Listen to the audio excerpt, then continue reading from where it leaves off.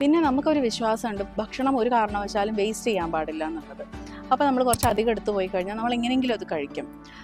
ശരിക്കും പറഞ്ഞു കഴിഞ്ഞാൽ നിങ്ങൾ ഭക്ഷണം വേസ്റ്റ് ചെയ്താലും കുഴപ്പമില്ല, നിങ്ങളുടെ വയറിനെ ഒരു വേസ്റ്റ് ബാസ്ക്കറ്റ് ആക്കാതിരിക്കുക. നിങ്ങൾക്ക് ആവശ്യമുള്ളത് മാത്രം എടുക്കുക. ഇനിയിപ്പോൾ അഥവാ നിങ്ങളധികം എടുത്തുപോയി അല്ലെങ്കിൽ നിങ്ങൾക്കൊട്ടും കഴിക്കാൻ പറ്റുന്നില്ലെങ്കിൽ അത് വേസ്റ്റാക്കുക തന്നെ വേണം. ഡയറ്റിങ് ചെയ്യണമെന്നൊക്കെ ആഗ്രഹമുണ്ട്, പക്ഷേ എന്തോ അതൊന്ന് സ്റ്റാർട്ട് ചെയ്യാനോ അല്ലെങ്കിൽ കൺസിസ്റ്റൻ്റ് ആയിട്ട് മുന്നോട്ട് പോകാനോ സാധിക്കാത്ത ഒരാളാണോ നിങ്ങൾ? ആണെങ്കിൽ നിങ്ങൾക്ക് ചെയ്യാൻ പറ്റുന്ന മിനിമൽ കുറച്ച് കാര്യങ്ങളുണ്ട്. ഫുഡ് കഴിക്കുന്നതിൻ്റെ മുന്നേ ആയിട്ട് നിങ്ങൾ കുറച്ചധികം വെള്ളം കുടിക്കാം. ഒരു ഗ്ലാസ് വെള്ളമൊക്കെ നിങ്ങൾക്ക് ആദ്യമേ കഴിക്കാം, പിന്നെ ഫുഡ് കഴിക്കാൻ സ്റ്റാർട്ട് ചെയ്യാം. രണ്ടാമതായിട്ട് നിങ്ങൾ എക്സസൈസ് വർക്കൗട്ട് ഒന്ന് റുട്ടീനാക്കാൻ വേണ്ടിയിട്ട് ശ്രമിക്കാം.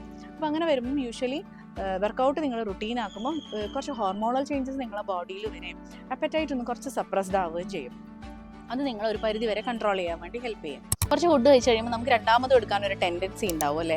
ശരിക്കും അത്രയും മതിയാവുമായിരിക്കും. അങ്ങനെ രണ്ടാമത് എടുക്കാനുള്ളൊരു ടെൻഡൻസി നിങ്ങൾക്ക് ഉണ്ടെങ്കിൽ അപ്പോൾ ഒന്ന് റീതിങ്ക് ചെയ്യുക, ഇത് ആവശ്യമുണ്ടോ, ശരിക്കും എൻ്റെ വിശപ്പ് മാറിയോ?